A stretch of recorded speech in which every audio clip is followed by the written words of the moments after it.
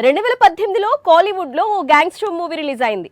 పేరు వడా చెన్నై, అంటే నార్త్ చెన్నై అని అర్థం. అక్కడ గ్యాంగ్స్టర్ మధ్య ఫైట్స్ బ్యాక్ డ్రాప్ లో వెట్రిమారన్ తీసిన చిత్రం ఇది.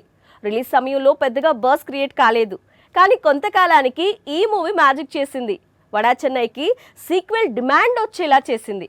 ఇప్పుడు అదే పనిలో ఉన్నాడు వెట్రిమారన్.